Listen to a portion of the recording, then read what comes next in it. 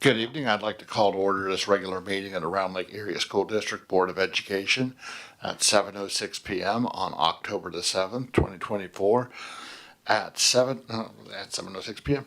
If I can get started first with a roll call, please. Mr. Tavera? Here. Mrs. Negrete McGinley? Here. Mr. Jewett? Here. Mrs. Larson? Here. Mr. Francisco? Here. Miss Lee? Here. All right, and first up is our Pledge of Allegiance.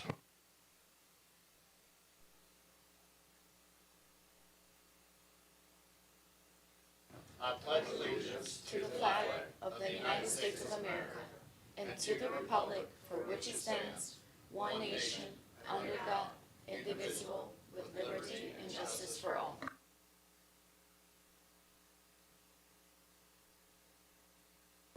All right, if I can get a motion for an approval of the meeting agenda as listed.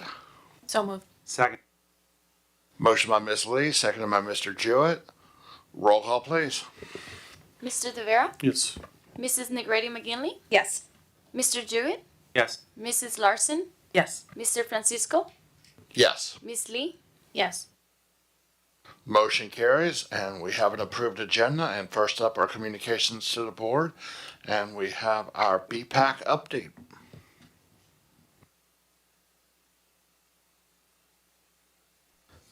Good evening, everyone. The BPAC committee is very excited to continue working for a strong partnership between the school and home. On September 27, we had our first academic seminar on how to establish an effective home routine that supports the students' achievement. This year, BPAC is very pleased to announce that all our seminars will have two presenters, one presented in English and one presented in Spanish, in separate classrooms at McGee Middle School. Thank you, Dr. Mendoza and Heather Bennett, for making this possible. This Friday from 6:30 to 8 p.m. at the Cultural and Civic Center in Round Lake Beach, we'll have the annual Hispanic Heritage Celebration, where teachers and students will be presenting either a dance, song, poem, or artwork that shows our Hispanic contributions. Also, we'll continue providing seminars in English and Spanish on mental health and substance abuse. We are very grateful for Advocates' partnership in funding this program. Thank you. Thank you. All right, next up our review of the Staff Experience and Climate Survey. Ms. Bennett? Good evening. Tonight we'll be reviewing the data from the Staff Experience and Climate Survey that we conducted this last spring, and comparing some of that information from the survey that we conducted the year prior.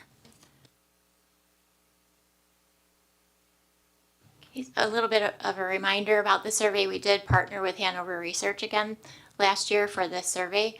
Hanover Research was integral in the creation of the survey and developing the dashboard and sharing the data the way that we're able to present it tonight. Just have been a tremendous partner from the beginning and all of the projects that we've had to date with them. This was our second year of the survey. We conducted it May 6th through the 21st. We had 561 participants. That is approximately a 60% participation rate. It's broken down by 90-10 with school and district staff. And just to call out, the number of participants on the district staff report is 55. And to break that out a little bit further, that's approximately a 35% participation rate for that group. And it breaks it down by district office staff and other district staff. Other district staff being operations staff members and transportation. And each of those respectively had a 37% and a 34% participation rate. That will be a little bit important in some of the slides that we discuss in a bit. We did see a 21% decline in participation rate in the district group. And so that will be one of the areas of focus that we going forward, that we ensure that we are promoting the participation in this survey in that job category. Just like in 2023, we had 4 sections of the survey listed here: overall satisfaction, reasons to leave or stay, working conditions, and support and professional development. And just a reminder, the only individuals who were eligible to take this survey were EARL eligible staff members. It did not include administrators or exempt from the union staff. Like an example would be our HR team.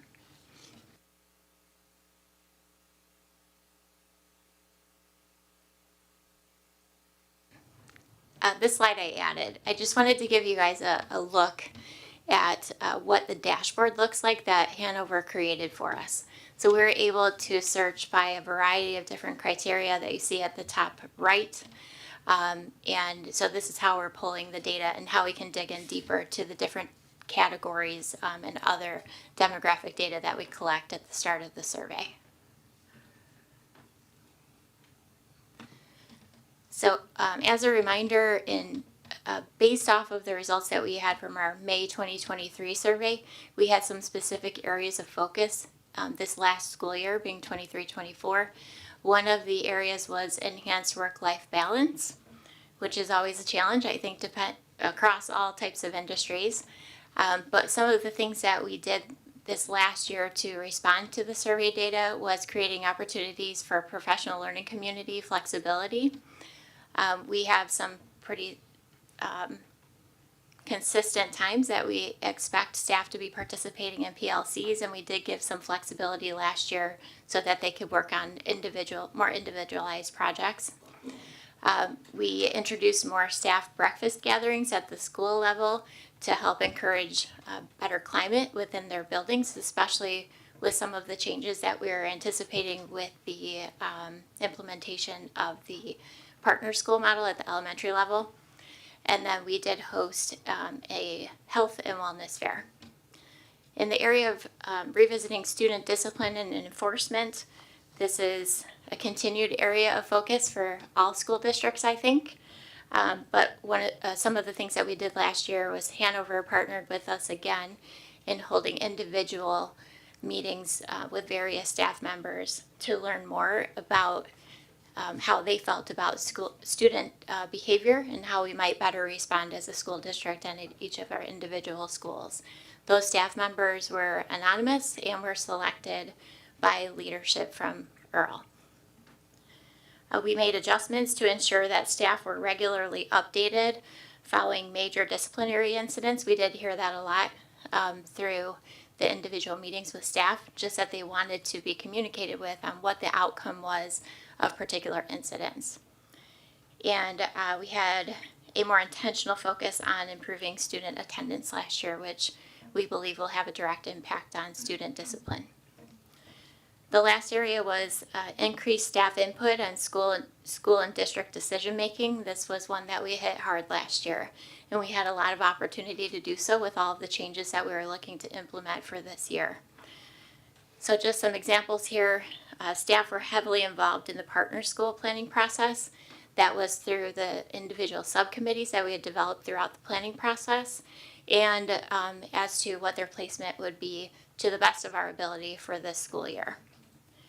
Also, teacher feedback was utilized when determining the structure of our 4-5 departmentalization model at the elementary level. I think we had made some individual maybe assumptions at the start, both administration and on EARL's side, thinking that we might want a different structure, but then EARL surveyed their members and we found something different. So we kept with that same 4-5 departmentalization model going forward. Elementary staff really drove the decision and the number of adoptions that we were implementing this year, that being the ELA, math, and Spanish language arts at the elementary level. We weren't sure. We wanted to go full force because we know we have a lot of room to grow in that area at the elementary level, and wanted to make sure that our staff were feeling comfortable with that switch or with that implementation, and they were for the most part, so we did make that decision based on their feedback. Staff were involved in the Parent-Teacher Advisory Committee. Last year we structured it in the correct way.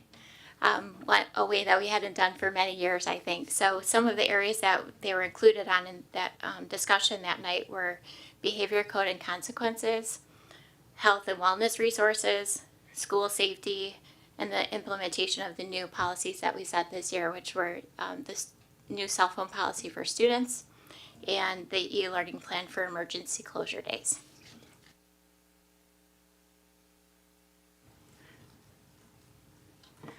All right, now we'll get into the 2024 survey data and starting out with overall satisfaction. So you see a lot of text on these slides, and I will point out some areas. I just wanted to note, we did note in green and bold where we saw increases from 23 to 24, and then following conversation with one of our board members recommended that we add where we actually were as far as overall satisfaction rates in these specific areas for 2024. So I did add that. The initial upload of the board packet last Wednesday, I think, did not have the 2024 data, but by Thursday, I think we had that added. So you'll see here approximately 70% of staff are indicating that they are somewhat or completely satisfied with their role, and 75% saying that they feel successful in their position. And that's a slight increase from last year. Kind of a contrary effect at the district staff reporting here that only 47% were feeling successful in their position, and that was a pretty steep decline from last year at 28%. Under benefits, relationship, and climate, we did see a lot of nice increases here. Not only increases, but some pretty hefty overall satisfaction rates in the area of benefits and compensation. And even relationship with colleagues, even though we saw a slight decline from 2023.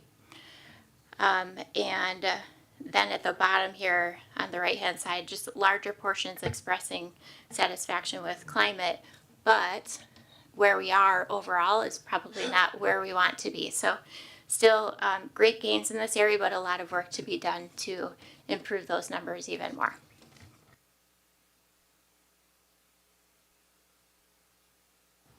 Okay, lots of red on this slide. So I want to remind you on the left-hand side, we're talking about district staff responses here. And again, we had approximately a 35% percentage participation rate in that area. Smaller group, it's 55 individuals that we're talking about here.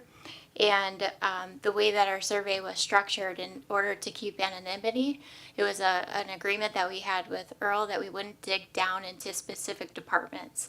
So this data here does not allow us to really disaggregate it and determine if there was a particular department or maybe more that may have led to the decreases that we're seeing on this slide. But we know that this is an area that we need to continue to focus on and learn more about, that I'll talk about more at the end regarding next steps. Let's see, I would like to just give, I'm sorry, that's another slide. We'll come back to that. And then on the right hand side, some really nice increases as far as parental community support, student engagement, and discipline. However, where we are overall, still some work to be done.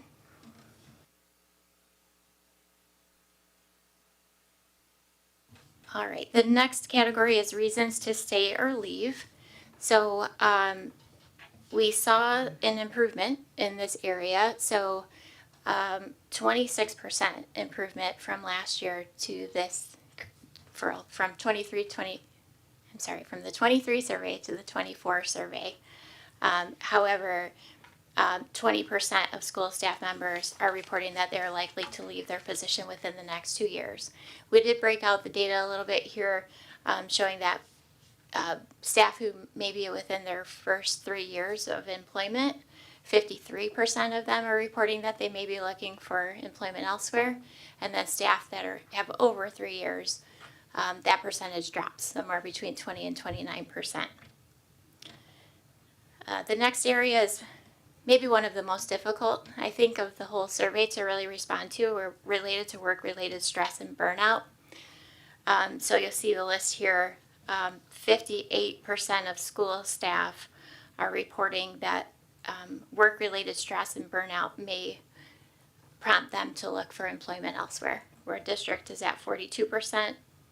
And then those feeling, or the 49% of school staff are saying that the feeling of being undervalued or unsupported may lead them to look for employment elsewhere. Important note at the bottom there, only 30% of certified staff indicate that leaders effectively support teachers to minimize their work-related stress. This is a tough one, and one that we need to dig into a little bit deeper. So what work-life balance means can be very personal and individual, and every one of us at this table can have a different perspective. So it'll be important in our next steps that we really start to ask the right questions in the best manner in order to tease out really what their expectations are across the board. So we can do that by analyzing the data in a different way. So for example, not in the slide, but some conversations that we've had with Hanover since this presentation was put together. When speaking of overall workload, staff who have between 0 and 10 years of service, 49% are reporting that they are satisfied with their current workload. But when you go to the other end of the spectrum, for individuals who have 20 or more years, 71% are saying that they're satisfied with their current workload. So that can be for a variety of reasons that we need to find out, but one assumption might be that those who are newer in position are less comfortable in their role, having to do a lot of extra work to plan and participate in their classrooms every day, as opposed to someone who has been here for many, many years and just kind of gets in their groove. They know what they're doing and feeling more comfortable. So these are just areas that we know that we need to dig into deeper in order to respond appropriately based on their job category and years of service in our district. On the right-hand side, just a quick summary, you can read this, but these are the response rates for individuals who would said that specific areas may encourage them to stay. So if they were considering leaving, if the work environment and climate was improved, so 41% of school staff said they might decide to stay if that was improved. If we have better compensation and benefits, 36% of those who are looking to potentially leave said they might stay. And then, so it goes down the list.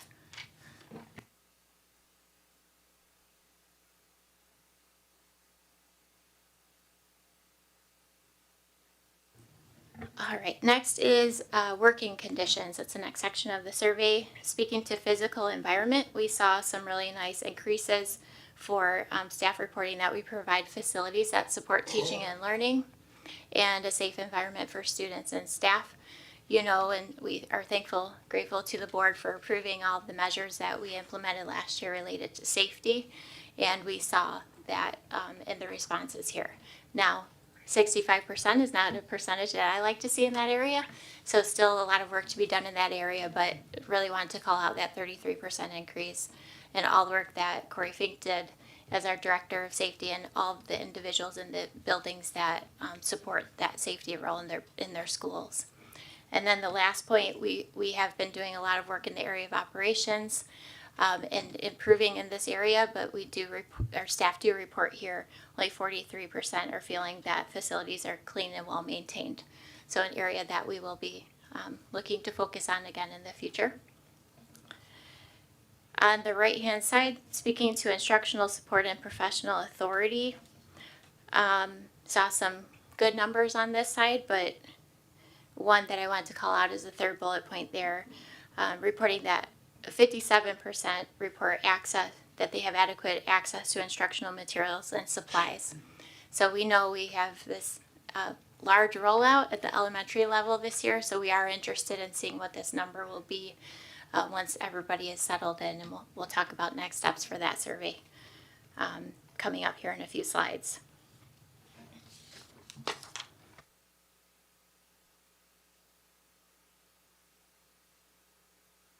again, with working conditions, speaking in more detail about student conduct. On this slide, while we saw a really nice increase in staff reporting that administration support teachers' efforts in student discipline, still only 46% are feeling satisfied in that area.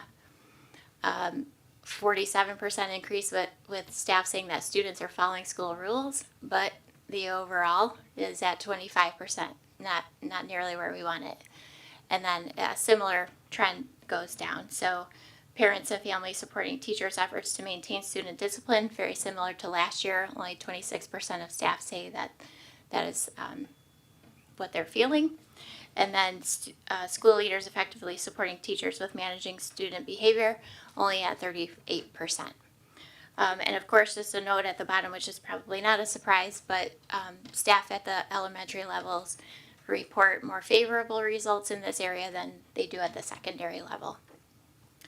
On the right-hand side, just want to call out something that we want to look into more, and is teachers, only 57% reporting that they have uninterrupted instruction time, and 54% saying that they have sufficient planning time. So that will be additional conversations about what does that mean. Why are you feeling that way? How are they feeling like it's interrupted? Or how could their plan time be structured in a more appropriate way that would fit their professional needs?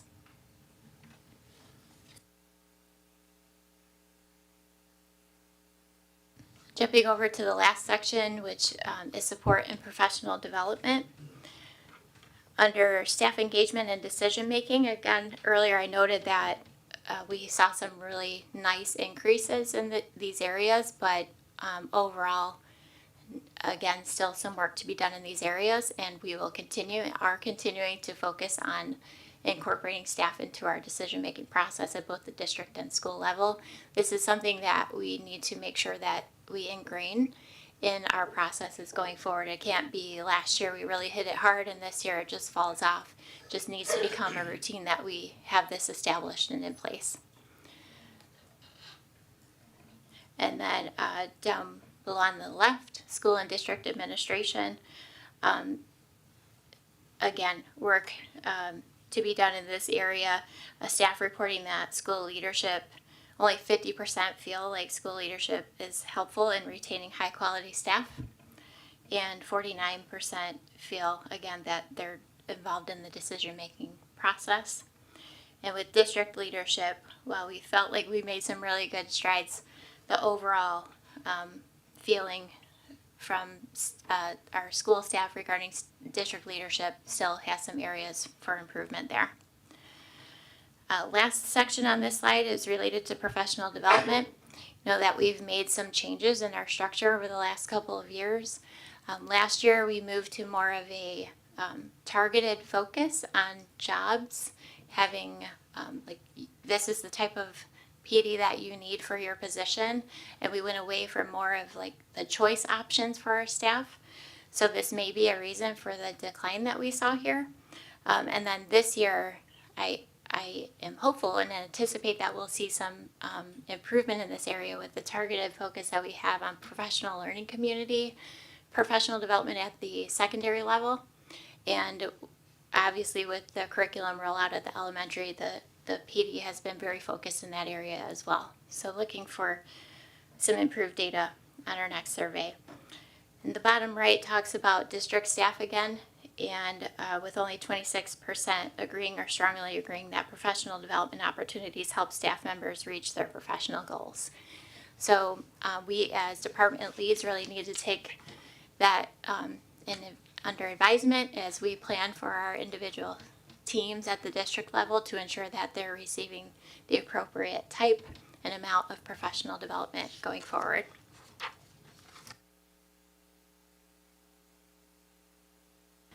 All right, and then we come to the recommendations page. This includes some information from Hanover and some of the work that we have discussed and or have started as a district based on the results of this survey.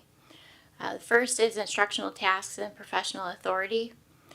So as I mentioned, we continue to have a strong focus in involving staff voice and involvement in decision-making process. We'd like to determine how often we are pulling staff from their plan time or other reasons that they feel like they may not have enough time or a quality structure there. Determining what does work-life balance mean, break it down and assess by job type and years of service. Under improved student management, student conduct management, again, some really nice advancements there, but still a lot of work to be done. And and you've seen within the strategic plan, we have some very specific strategies that speak to how we will do this work heading into the future. Two areas I wanted to call out that you're aware of.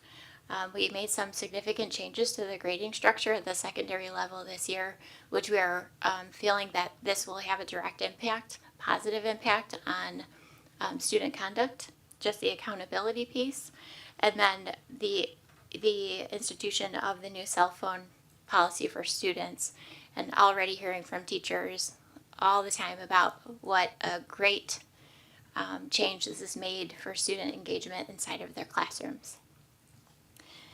Lastly is the strengthen and focus support on district professional growth. We've talked through all of those areas already, but this is one area that we need to dig into that is different than what we had last year. So we will have a stronger focus on our district departments and how we can respond appropriately. In some conversations with EARL leadership to date regarding this year's results, we feel like it will be important that we do a mid-year check-in with our staff, especially given all of the changes that we were in the midst of making at the end of last year. Now we're there, changes have been made, and how are they feeling today? So we will be looking to conduct a mid-year survey similar to what we've done in the spring each year, and then also determining if there's a better time to be assessing. So May is crazy across the district and every district. It's talk about burnout, that's probably the height of it. So having a mid-year and end year, we still need to determine the best time with our EARL leadership, but having a mid-year and an end year to maybe balance some of the information that we're receiving will be helpful for us as we make decisions going forward. And lastly, I just want to reiterate the partnership that we've had with EARL throughout this process has been very important. They've helped from the beginning to the end. They helped create the questions with Hanover. They helped us promote with their members that people were participating, and then reviewing the information that we received in this report and how we respond to it has been very important to the overall process. So that's all that I have to share with you tonight, but just wanted to either answer questions that you might have that are specific to the data that was shared this evening, and or any feedback that you might have in how we can, other ideas that you might have for how we can respond to the survey data that we've shared this evening. Does Hanover have almost like an industry top line, kind of bottom line? So for instance, in some parts of this, it may be that the industry as a whole, 85% may be the highest. You know what I mean? So that would compare where we are compared with the industry in general. They have, so this survey was used by other districts. It's been modified a little bit. We kind of looked at it and tweaked it a little bit.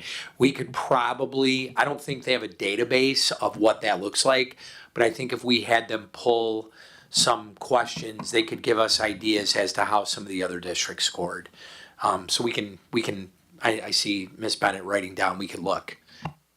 Because we know 100% is not, yeah. Yeah, I think, and I presented this, I can't remember, it was at a public board meeting, I know it, but the issues nationally right now are student discipline, burnout, work-life stress, and frankly, I think right now, like teacher voice is a big deal. I think teachers feel like, and I think the board would agree, I would echo Ms. Bennett's comments, we have a great partnership with the association. One of the biggest challenges is answering the question, what does happy look like? what does it mean to be happy and a teacher in today's field of education? But I think one of the things we're going to do is keep probing and ask some deeper questions to kind of tease some of that out. The other thing I want to say is whether or not teachers leave or stay, you saw the big difference with years of experience. There's no doubt in my mind some of that has to do with the generation, the young individual. I'm not saying every first and third year teacher is young, but there's a correlation. If you're new to the profession, I think I read somewhere that today's college graduates will have between 13 and 15 employers over the course of their career. So they are more inclined to kind of move around. So that actually makes sense. Somebody within their first 3 years, do you want to leave or stay? But we can get some of that information for you. Happy to do that. And then how do we communicate this with the district, with the staff and so on, the results of this? Last year we did it similarly. So first we came here, well, we have shared with our cabinet team and also Earl leadership. So the next step is sharing this information out with staff. And we'll do that through our regular means of communication, but also breaking down the data with our admin teams at the school levels to be sure that they're aware of how their staffs by level, at least it's not broken down by school, but it is by level, high school, middle, and elementary, so that then they can also come up with some strategies for how they can address some of these areas within their buildings.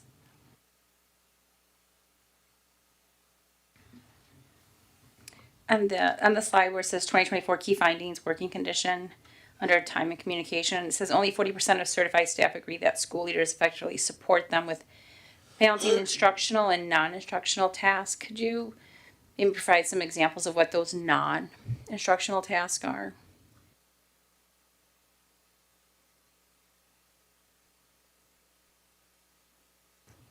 Can you repeat where that was one more time? I'm sorry. It's on the page 2024 key findings, working conditions, student conduct, and time and communication. It's the second one. So there's working conditions, physical environment, and support professional authority, and then it's the next one. So reasons to leave or stay, then key findings, working conditions.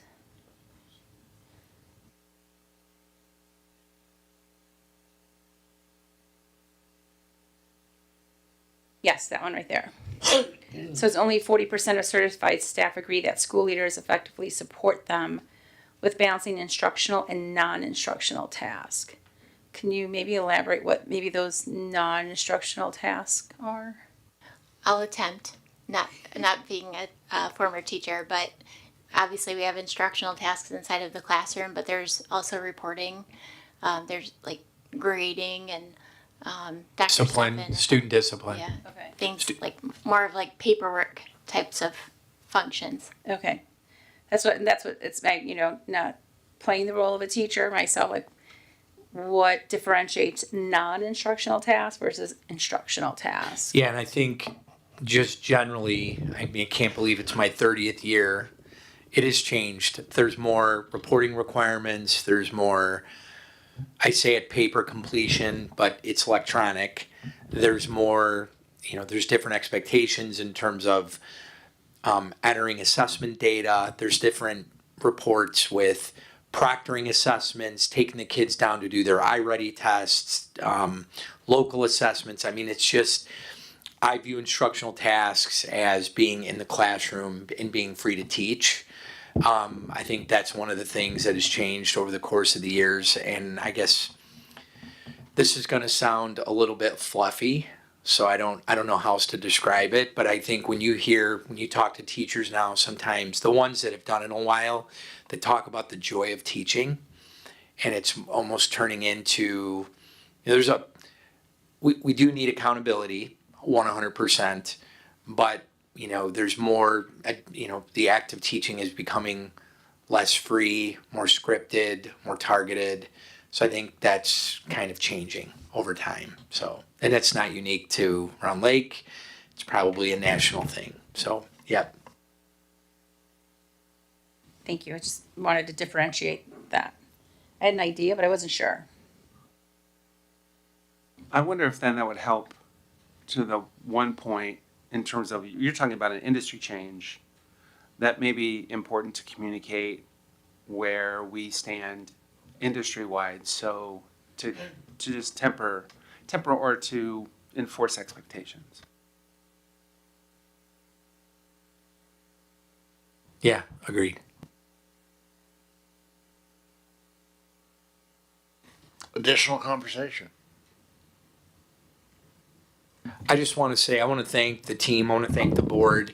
I would tell you, I don't know a lot of districts that just throw, I mean, we just put it out there. I mean, these questions are very targeted, and when you're going to ask, I'm really proud of the team in terms of, I would say what's a little bit frustrating is maybe some of the results aren't, we got improvement in a lot of areas. And again, remember the district staff, you have 55 people. If you have 5 or 7 people that swing one way, it's going to impact the results like significantly. But the fact that we're asking and we're being responsive, I do feel like we are listening. We're including,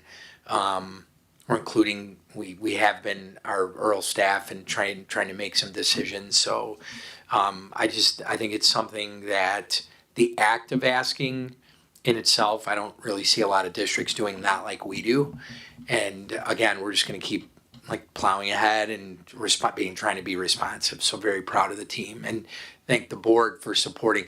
I will tell you the partnership with Hanover has been invaluable because we're doing a curriculum audit with them, their level of skill expertise and their bandwidth to handle information like this and to give us in a way that is easy to understand and it's time bound has been really, really good. So.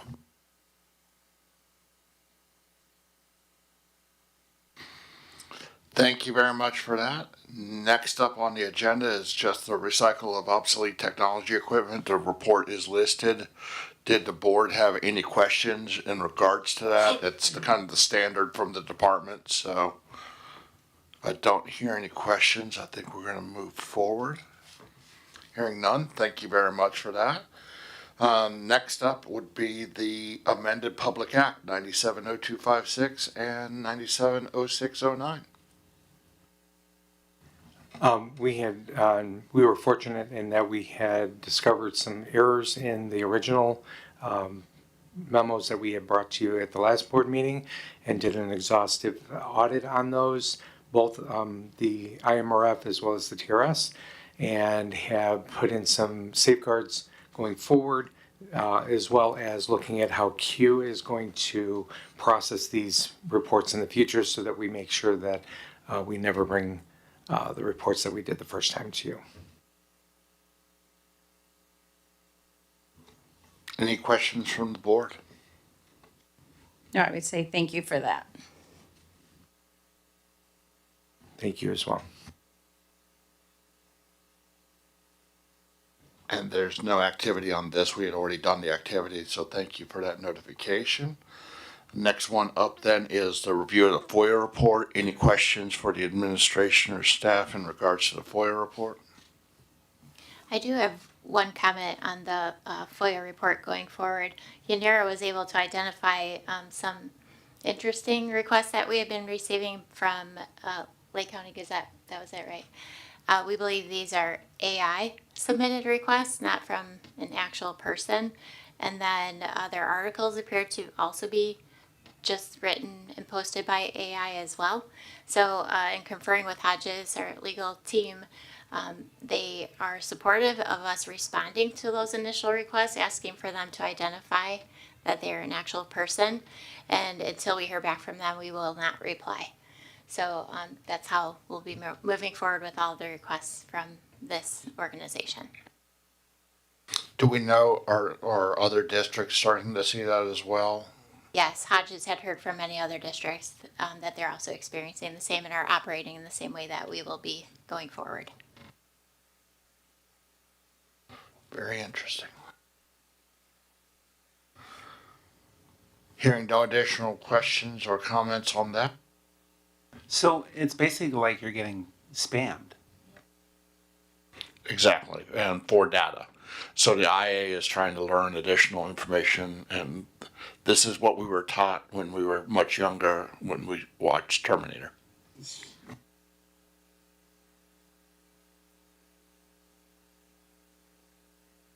All right, next up is opportunities for public comment. As always, members of the public will participate in public comment during regular board meetings by attending in person or by submitting an electronic public comment form. Please note that in all instances, speakers are limited to 3 minutes. Electronic public comments are accepted up until noon on the day of the regularly scheduled meeting, and the public commenter will be contacted to confirm identity. Once confirmed, electronic public comment is provided to the board in written form. A link to the electronic public comment form is online. We did not have any electronic public comment for this meeting. Do we have any local public comment? Only seeing Mr. Peterson, I'm guessing no. All right, so next up, we will then move on to the superintendent's report and Dr. Mendoza. Thank you, Board President Francisco and Board of Education. Below is a list of recently received donations. We are notifying the board in compliance with board policy. A thank you letter will be sent from the district to each donor. Item 1, 75-inch LG Create Board Interactive Display from LG Electronics USA donated to the district. 2 separate donations, one $100, another $300 by Schweitzer Engineering Laboratories. The $100 award going to Beach and the $300 award going to Murphy. Wanted to notify the board that we will be hosting a realtor tour on Monday, October 28th, 2024. The tour will consist of a short introduction by district administration, a tour of Round Lake High School, an optional tour of the Early Childhood Center, and a to-go lunch. Members of the board are invited to attend this event. Additional itinerary details will be shared very soon. We will host the Early Childhood Center addition and renovation project ribbon cutting ceremony on Monday, October 28th, 2024 at 4 p.m. Members of the board, administration, staff, architects, construction managers, representatives of the Schreiber Philanthropy, and community members will be invited to this event. Light refreshments and a tour of the facility will be provided. That concludes this superintendent's report. Thank you, Dr. Mendoza. Any questions for Dr. Mendoza from the board? Yeah, can I ask a question on the realtor tour? How far is that reach of realtors that we're expanding to? We have a nice connection with one of the local realtors that helped us out years ago when we did this, Mary Vallely from Baird and Warner, I believe. She's well connected with those in the area, and she has a list of realtors who have sold consistently in our area, and that's who we're targeting for the tour. All right, thank you.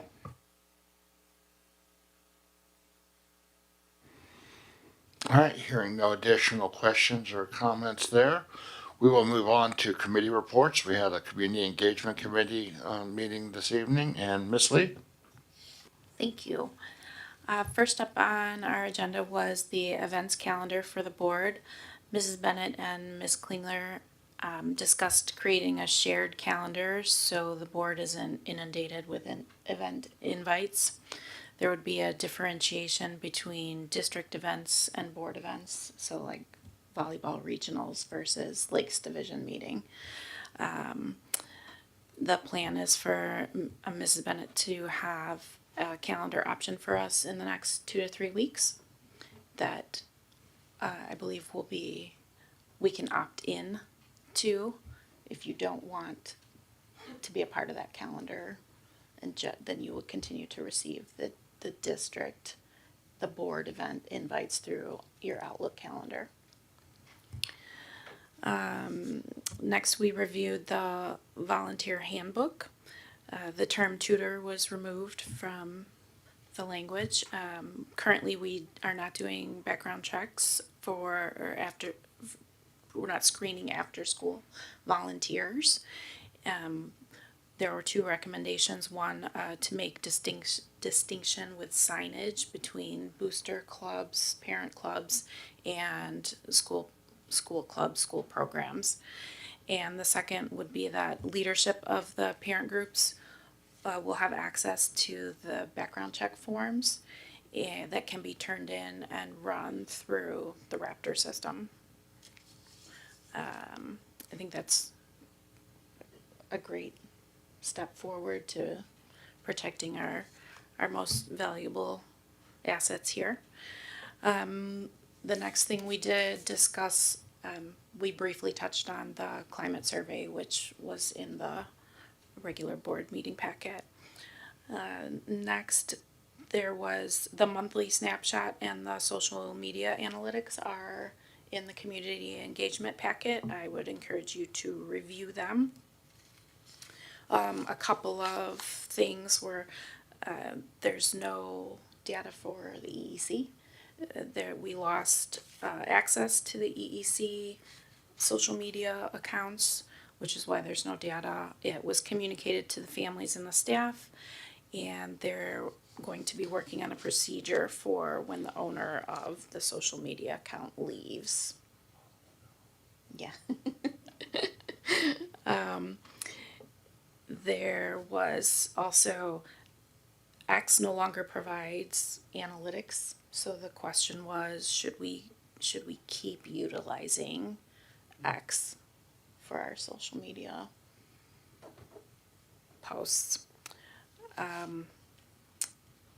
The breakdown, we asked for a breakdown of analytics for TikTok. Right now, it's combined, it's condensed into the district analytics. So that will be coming back to us by the next community engagement meeting.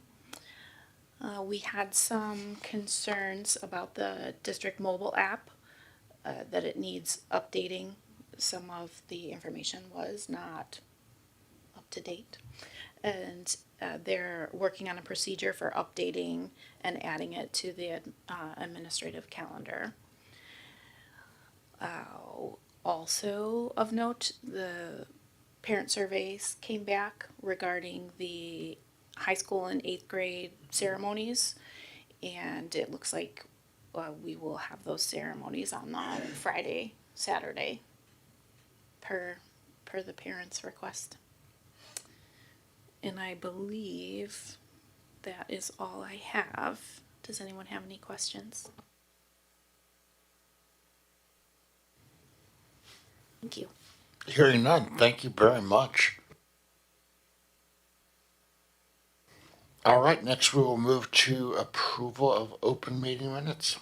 I need a motion to approve the September 23rd, 2024 Board Special Meeting Minutes. So moved. Second. Motion by Mr. Jewett, seconded by Ms. Lee. Roll call, please. Mr. De Vera, Yes. Mrs. Negrete McGinley, Yes. Mr. Jewett, Yep. Mrs. Larson, Abstain. Mr. Francisco, Yes. Miss Lee, Yes. Motion carries. Need a motion to approve the September 23rd, 2024 regular board meeting minutes. So moved. Second. Motion by Mr. Jewett, seconded by Ms. Lee. Roll call, please. Mr. De Vera, Yes. Mrs. Negrete McGinley, Yes. Mr. Jewett, Yes. Mrs. Larson, Abstain.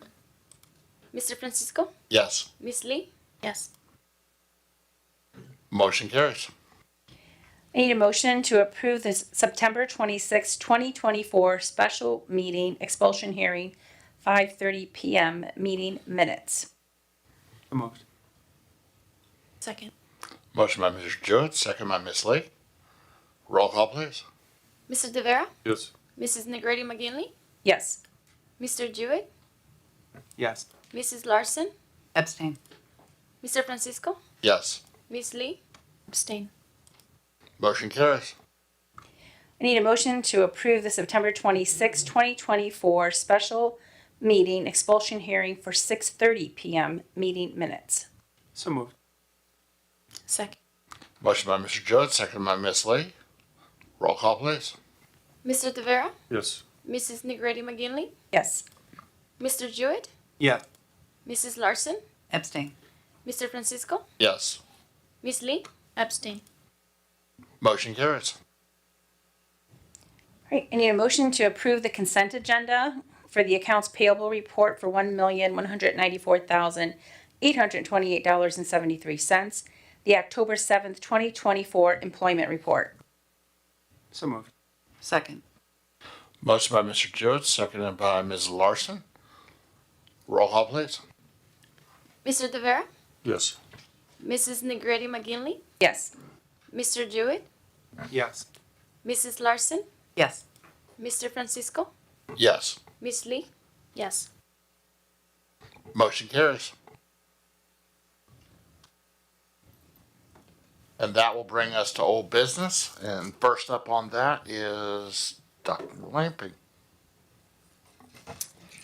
Thank you. This is a request to approve a decrease in 1.0 FTE Director of Facilities and an increase of 2.0 FTE Maintenance Worker 2 positions. This was discussed at the previous Finance Committee meeting. In the actual board item itself, I shared with you our fix-it-ticket system and how we track the work that needs to be done within the schools. As you can see in a brief overview, we have a number of fix-its each year that we carry over because we just cannot successfully complete them all. This past 23-24 school year, 6,376 were entered, 6,104 were completed. It's still a great job for 3 maintenance workers district-wide, but with our facilities at the level that they are aging, and the unique changes that people want, it's hard to keep up. So we are requesting 2 maintenance 2 workers. One, they both would be responsible to the operations division, but we would be placing one full-time at the high school. Along with this request comes additional items such as vehicles and plows. The requirement in this job description is that maintenance 2 workers have mandatory plow duty. So we do not have to seek substitutes. So we would like to make sure that both have a plow and a vehicle. We would, of course, maintain the high school one, closer to doing the high school facilities first, but if needed district-wide, we can then pull them to do plowing district-wide. And the reason for the high school staff member, even though they would be assigned to the high school, to have their own vehicle is we don't want that person needing some supplies and or materials and then have to call another maintenance 2 worker that's working in another school, and then both of them are not completing their fix-its. We want to give the ability for the maintenance 2 worker that's going to be assigned to the high school the ability to go and get the materials that they need. The total cost of this is $340,558, but there is a savings with the decrease in the Director of Facilities position. So the ultimate cost will be $190,558, and we're respectfully requesting your support on this item. So as Dr. Lamping mentioned, this was at the last Finance Committee meeting, and the Finance Committee is in support of it.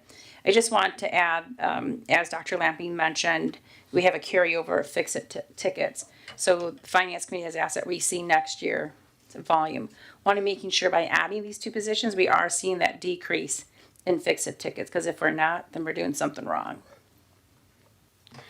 Is there a natural carryover? Because if you look at 21-22, there are 6,700 fix-its completed, which is considerably more than what was even submitted in 22-24. Or is that just the type of fix-it? These fix-its come in from fixing doors, fixing plumbing, fixing construction, which may, in that case, the project may last longer. But most of these are just the ability to get to them.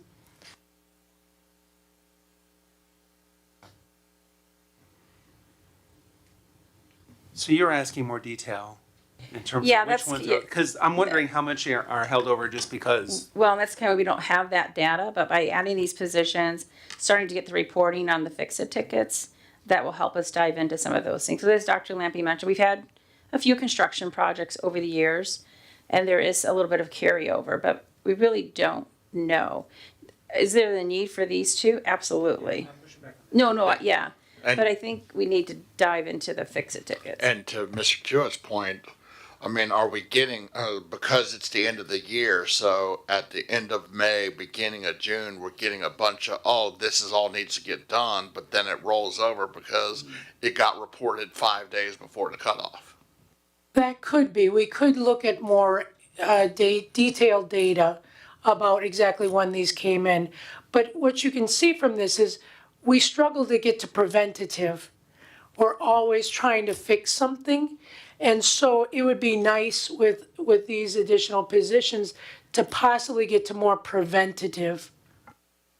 Absolutely. Any additional questions? I need a motion to approve a decrease of 1.0 FTE Director of Facilities and increase of 2.0 FTE Maintenance Worker 2 positions. So moved. Second. Motion by Mr. Jewett, seconded by Mr. Francisco. Hearing no additional conversation, roll call please. Mr. Tavera? Yes. Mrs. Negrete McGinley? Yes. Mr. Jewett? Yes. Mrs. Larson? Yes. Mr. Francisco?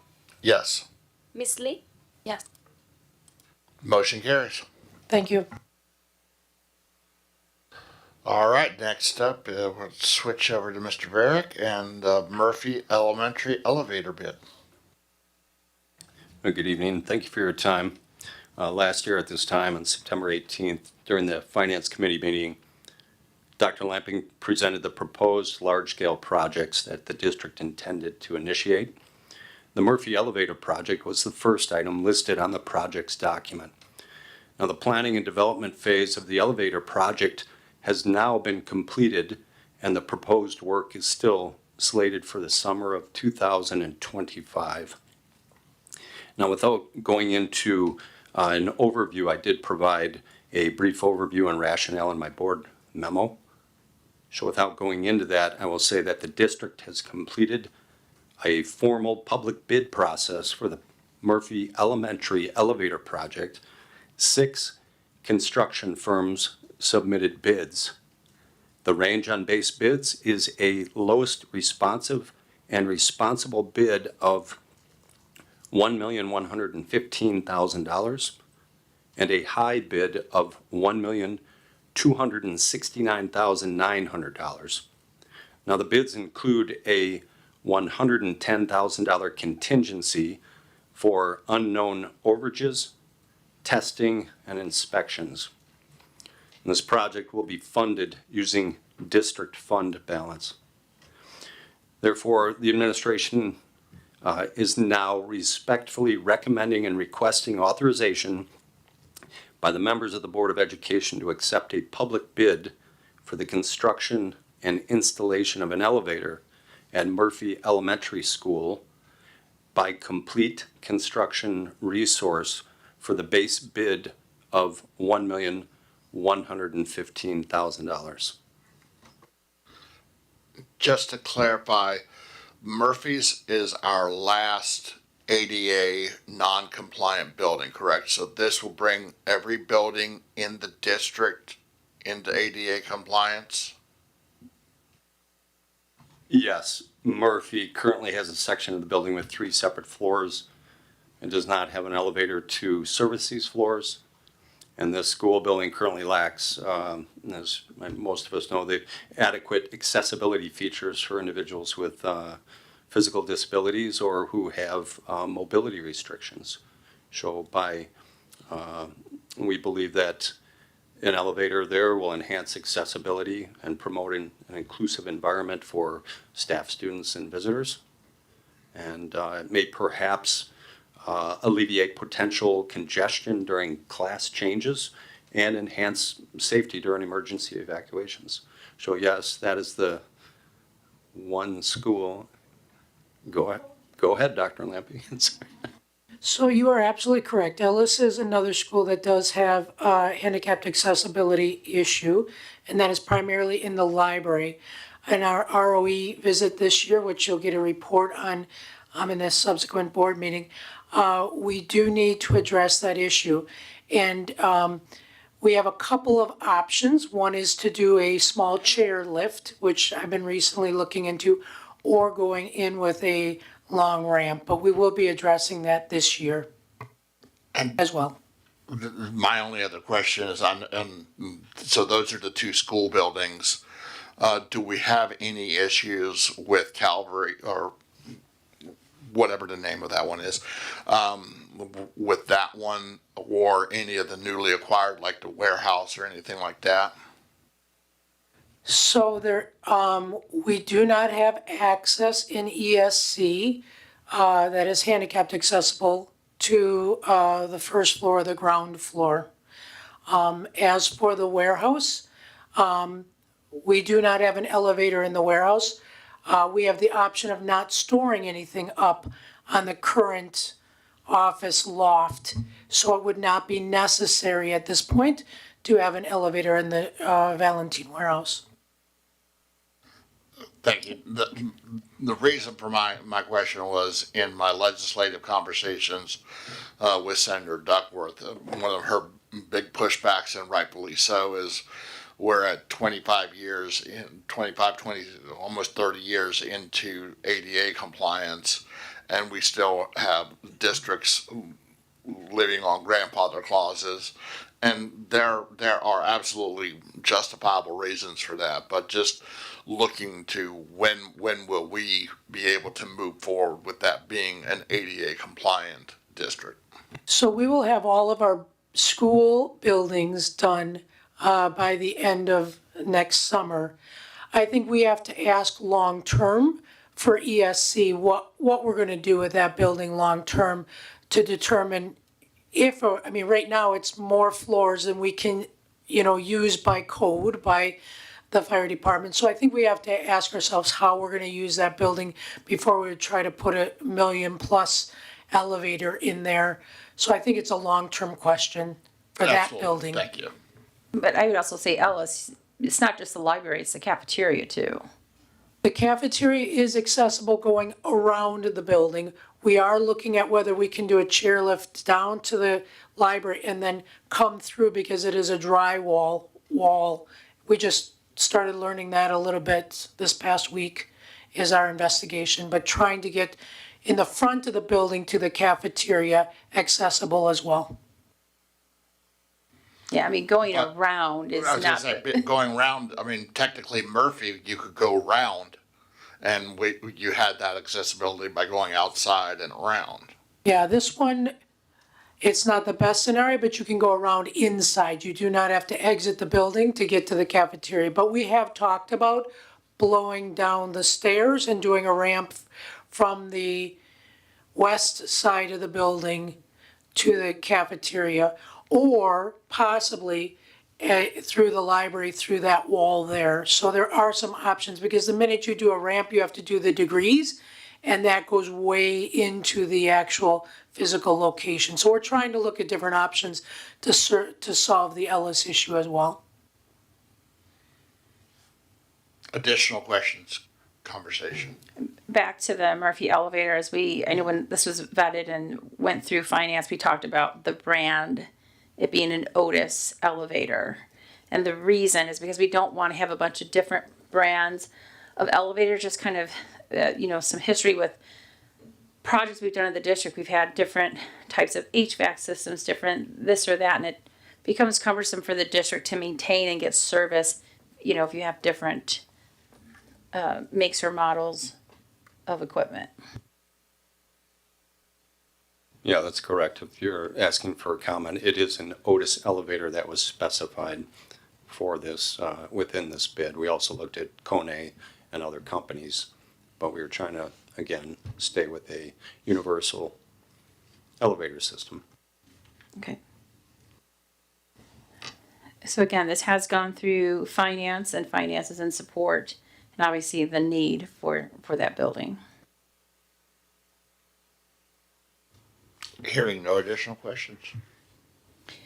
All right, need a motion to approve the results of the public bid for Murphy Elementary Elevator Project, with the award going to Complete Construction Resource in the amount of $1,115,000.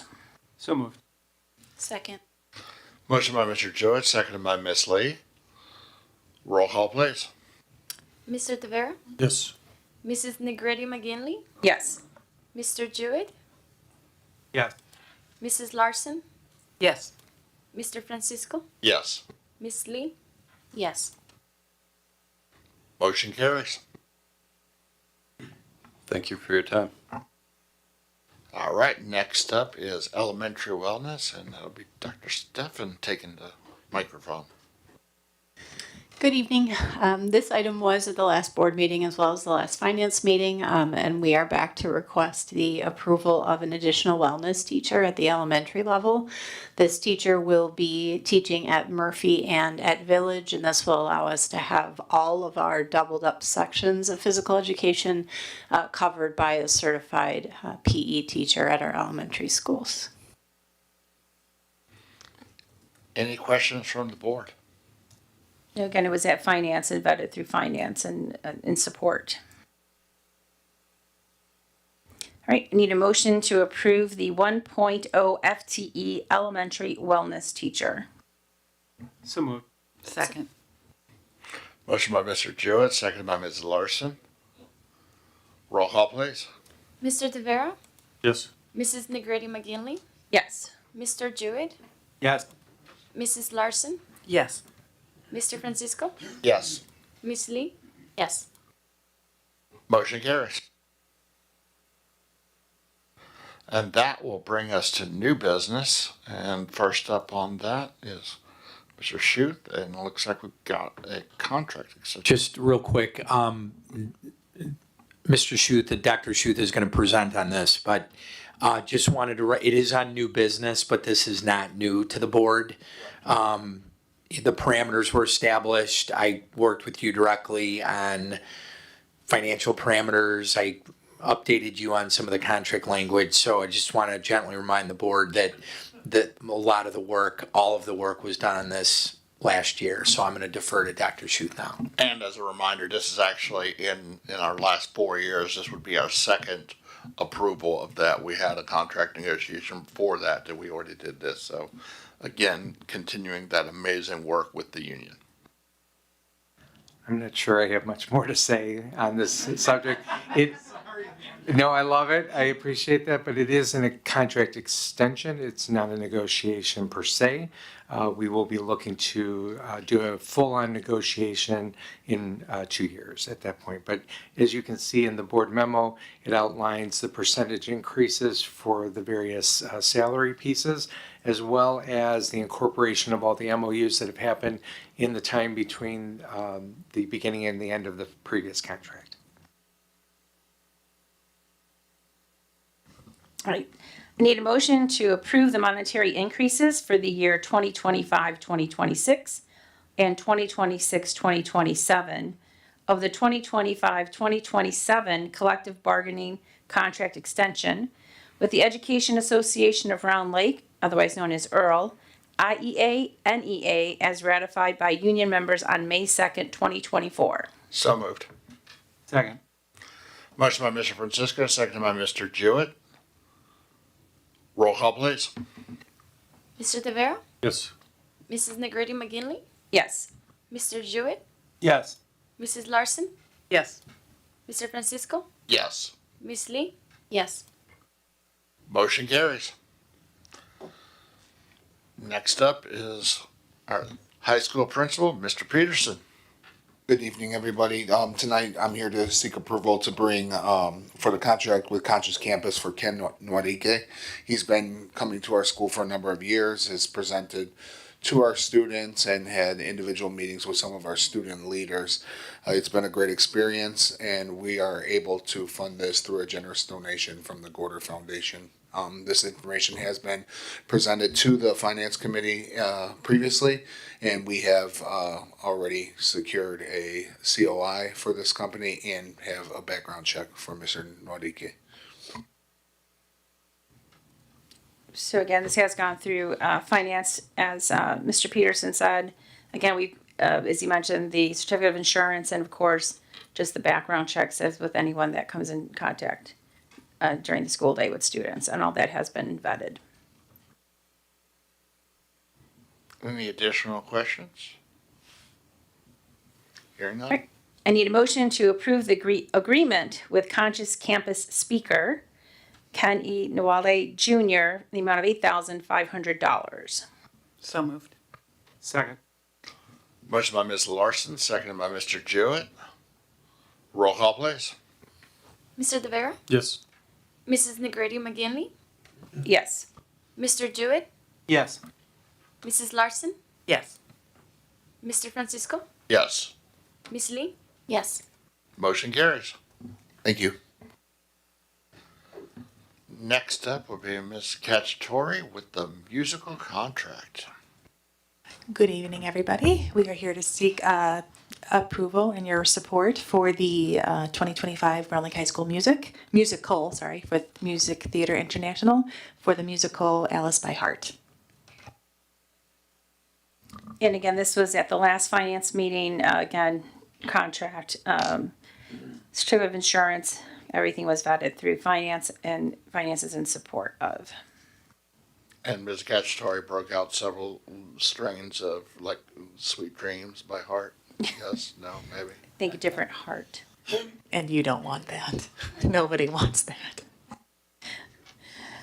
All right, I need a motion to approve the Round Lake High School musical contract with Alice by Heart. So moved. Second. Motion by Ms. Lee, seconded by Mr. Jewett. Roll call, please. Mr. Tavera? Yes. Mrs. Negretti McGinley? Yes. Mr. Jewett? Yes. Mrs. Larson? Yes. Mr. Francisco? Yes. Miss Lee? Yes. Motion carries. Thank you. All right, no matter what the agenda says, it looks like Dr. King is stepping up to the plate, so go with it. Good evening. So I'm here to seeking approval for Mr. Kabelka for their Go Creative program, which is a return assembly from that they also had last year, singer-songwriter, to provide this opportunity for students, not only to participate in an assembly, but also the sessions following. This also went to Finance Committee at the last meeting, and just seeking your approval. So again, as mentioned, this was at finance, again, reviewed the contract, background checks, all that good stuff. Again, with people coming in to the district, and finance is in support of. Any additional questions? Roll call, please. Again, No, the motion, please. I need a motion to approve the Go Creative Programs Agreement in the amount of $3,600. So moved. Second. Motion by Mr. Jewett, seconded by Mr. Tavera. Roll call, please. Mr. Tavera? Yes. Mrs. Negretti McGinley? Yes. Mr. Jewett? Yes. Mrs. Larson? Yes. Mr. Francisco? Yes. Miss Lee? Yes. Motion carries. Next up will be back to Mrs. Bennett with IASB Administrative Procedures Project. We're seeking board approval this evening to approve an agreement with IASB, which will walk us through a comprehensive process of developing a handbook of administrative procedures that are aligned to school board policy. This was reviewed with Finance Committee last month. Yes, as Mrs. Bennett mentioned, this was reviewed with finance. You know, the only questions that came out about was would they be able to absorb some of the manual work that comes out of taking this on, and they assured us that they could. So again, just making sure that the bandwidth is there. And just as a clarification, this is also going to be very helpful in creating those standard operating procedures that we constantly are talking about. When there's transition, we go to the book, pull it down from the shelf, and go through it step by step by step. In some ways, so using tonight as an example with the changing of leadership on the mobile app, that's not aligned to board policy. However, I mean, there's a ton, I don't even know what the number is. There's the templates in there that we can see right now of administrative procedures and exhibits that are aligned to board policy, and we'll have a holding spot for those, but we can also host or post our internal procedures, which would be like that or others that you've heard at the board table that we can house in the same location so that administration can locate them in one easy place. Help us create that library.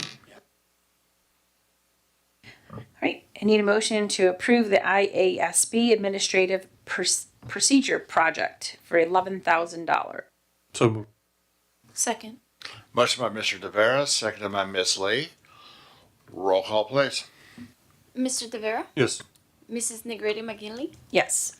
Mr. Jewett? Yes. Mrs. Larson? Yes. Mr. Francisco? Yes. Miss Lee? Yes. Motion carries. All right, here we go. Every year, this is our fun one. The approval of board positions on ISB proposed resolutions.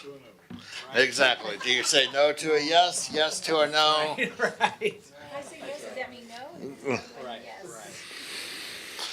All right. Everything was in the packet and it was walked through pretty well.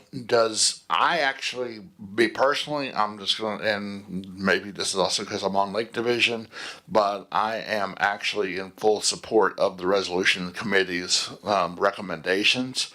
But I would let us concur. talk. He would concur. Does anybody have any, out of the 10 that are listed here, does anybody have a strong feeling against ISB's recommendation?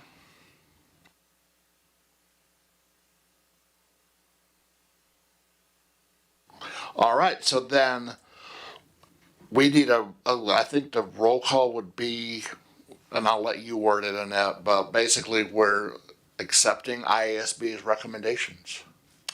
Hey. I'm excited. That's simple. All right, I need a motion for the recommendation to conduct, I need a motion. See, we've made it too simple, I don't know what to do.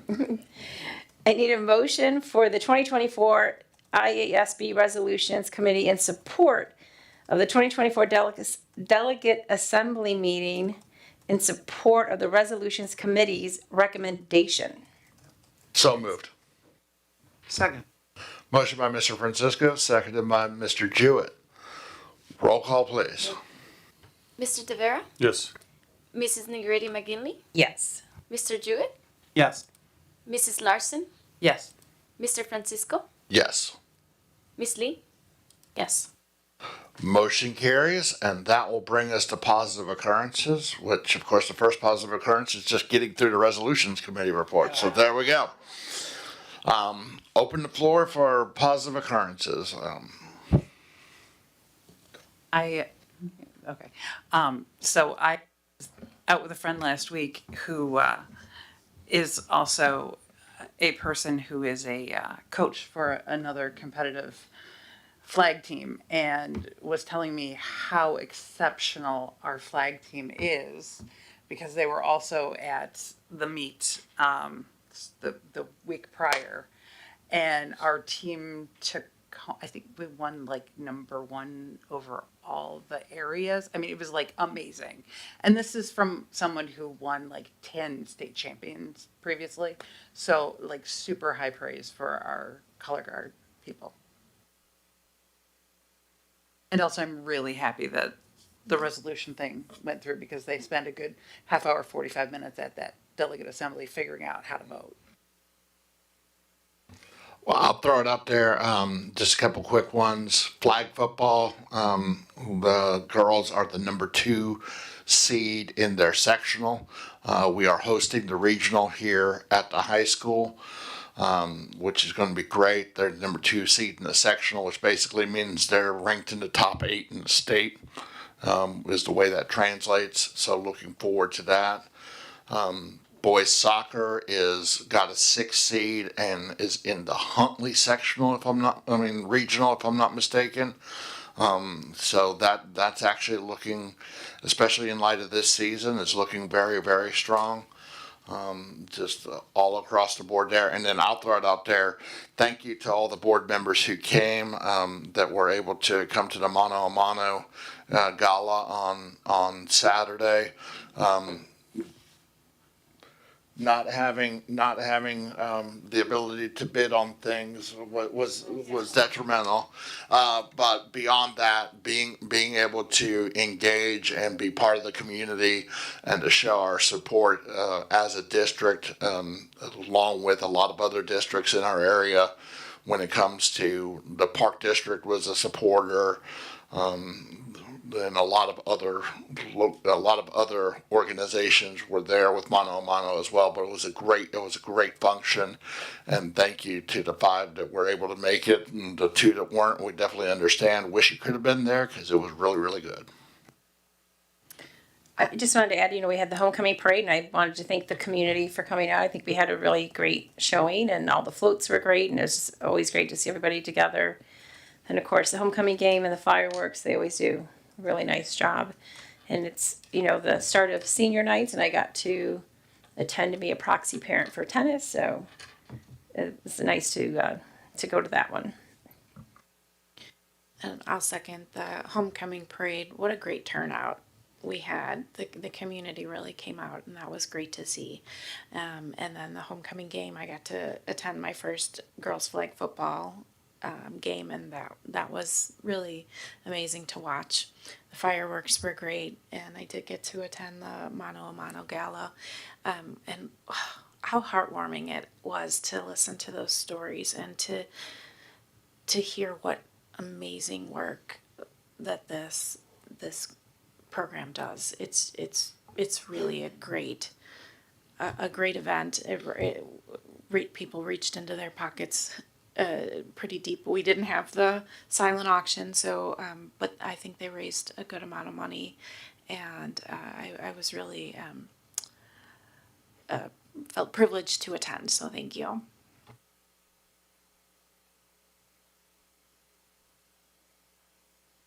She's just leaning forward just to mess with me. Okay. All right.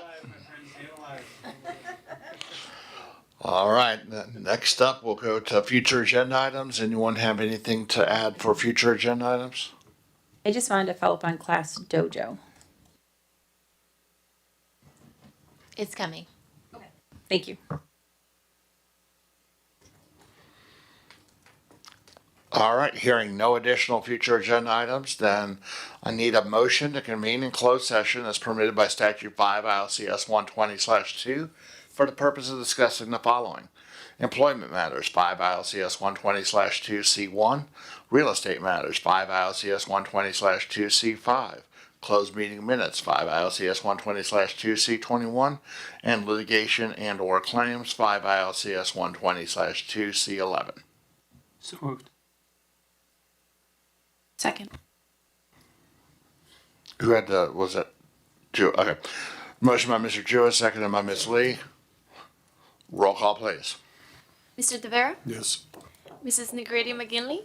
Yes. Mr. Jewett? Yeah. Mrs. Larson? Yes. Mr. Francisco? Yes. Miss Lee? Yes. That will take us, the approval is there, so we will go to closed. We will have additional open session after the closed session, so for everyone online, we look forward to seeing you soon, and we will be back. Thank you, everyone.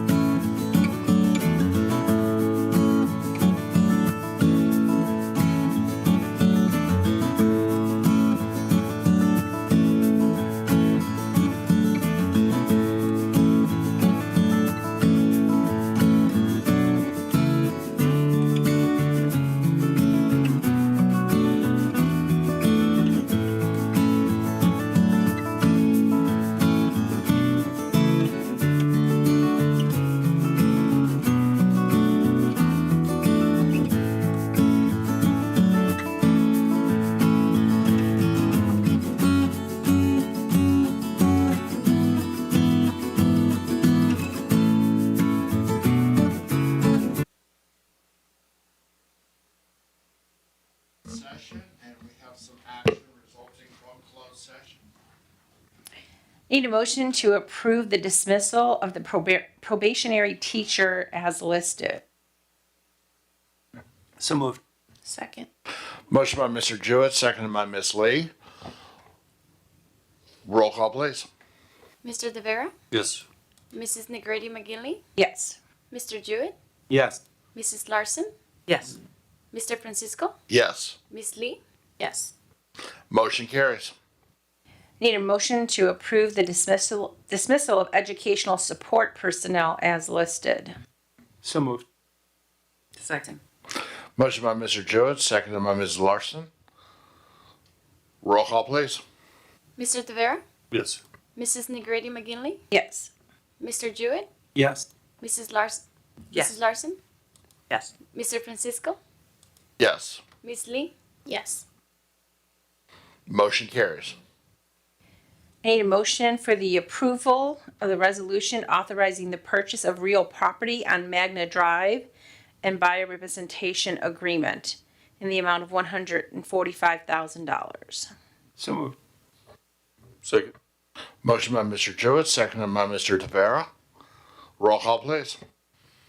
Mr. Tavera? Yes. Mrs. Negrete McGinley? Yes. Mr. Jewett? Yes. Mrs. Larson? Yes. Mr. Francisco? Yes. Ms. Lee? Yes. Motion carries. All right. I need a motion to approve the closed session meeting minutes of September 23rd, 2024 regular board meeting. So moved. Second. Motion by Mr. Jewett, seconded by Mr. Tavera. Roll call, please. Mr. Tavera? Yes. Mrs. Negrete McGinley? Yes. Mr. Jewett? Yeah. Mrs. Larson? Abstain. Mr. Francisco? Yes. Ms. Lee? Yes. Motion carries. I need a motion to approve the minutes of the September 26, 2024 special board meeting expulsion hearing at 5:30. Meeting minutes. So moved. Second. Motion by Ms. Lee, seconded by Mr. Jewett. Roll call, please. Mr. Tavera? Yes. Mrs. Negrete McGinley? Yes. Mr. Jewett? Yes. Mrs. Larson? Abstain. Mr. Francisco? Yes. Ms. Lee? Abstain. Motion carries. Need a motion to approve the September 26, 2024 special board meeting expulsion hearing at 6:30 p.m. meeting minutes. So. Second. Motion by Mr. Tavera, seconded by Mr. Jewett. Roll call, please. Mr. Tavera? Yes. Mrs. Negrete McGinley? Yes. Mr. Jewett? Yes. Mrs. Larson? Abstain. Mr. Francisco? Yes. Ms. Lee? Abstain. And motion carries. And that will bring us to a conclusion. We will adjourn tonight at 9:19 p.m. Everyone have a great evening, and our next board meeting is on the 21st of October. See you then.